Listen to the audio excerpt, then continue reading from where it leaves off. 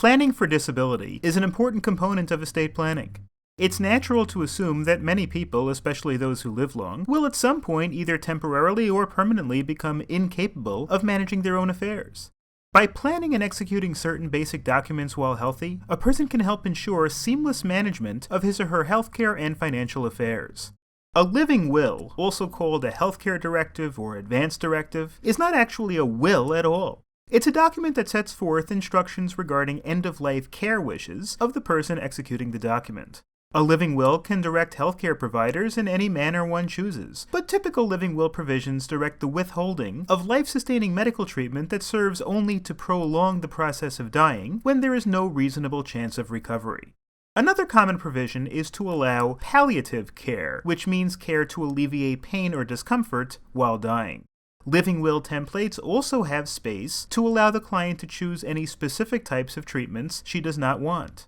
A living will typically requires 2 witnesses. The living will gained national attention in 2005 in the Terri Schiavo case, in which Terry's husband and parents fought in courts, eventually seeing the state and federal governments get involved, over whether to continue to provide life-sustaining medical treatment to prolong Terry's life after she had been in a near-vegetative state for years. Had Terry executed a living will prior to her disability, the controversy may have been avoided.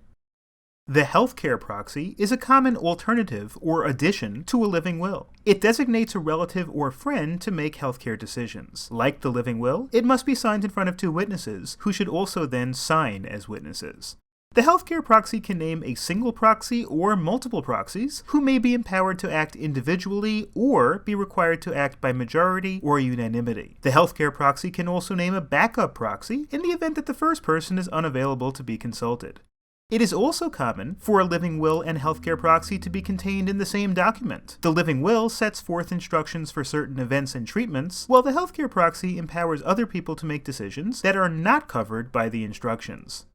A power of attorney empowers one or more people to conduct financial transactions on behalf of the principal. The people vested with this power are the agents. As with the healthcare proxy, multiple agents can be designated so that they can act independently, by majority, or unanimously. Backup agents can also be named.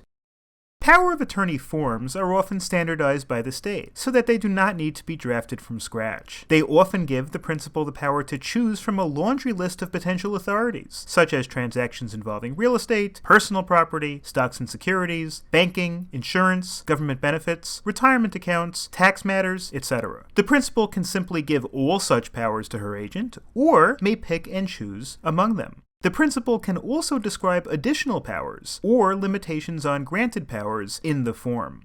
A power of attorney can be non-durable, durable, or springing. A non-durable power of attorney takes effect immediately, giving the agent the authority to act on behalf of the principal upon execution of the document. However, the authority ends upon the mental or physical incompetence of the principal. Because the points of most powers of attorney are to plan for incapacity, the non-durable power of attorney option is not very popular. It can be used in cases where the power of attorney is designated for a single transaction or a series of transactions. In such case, the principal may not want the transactions completed if she becomes incompetent in the interim. A durable power of attorney is the most commonly executed power of attorney. It gives immediate power to the agent, and the power remains intact if the principal becomes incompetent. This form is preferred by people who are designated trusted friends or family members as agents.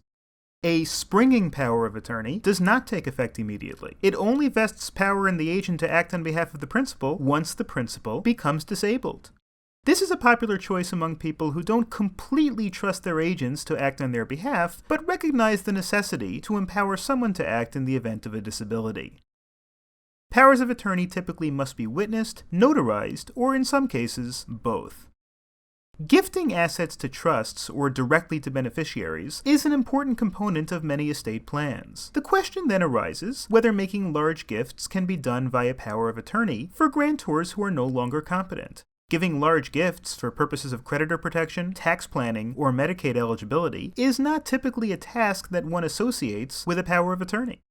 Therefore, if a client wants to vest her relative or friend with the authority to engage in estate planning with her money, she should indicate such expressly in the power of attorney. For example, she might write in the powers bestowed section of the power of attorney form that she gives her agent the authority to, quote, engage in estate planning and take all steps helpful to estate planning goals decided upon by my agent, including the authority to gift some or all of my assets to my beneficiaries or to trusts for their benefit. New York, for example, takes this idea one step farther and only allows powers of attorney to make large gifts if the principal has signed a statutory major gifts rider, which is a separate document giving express authority to agents to make gifts with the principal's assets for estate planning purposes. This document also must be signed by 2 witnesses.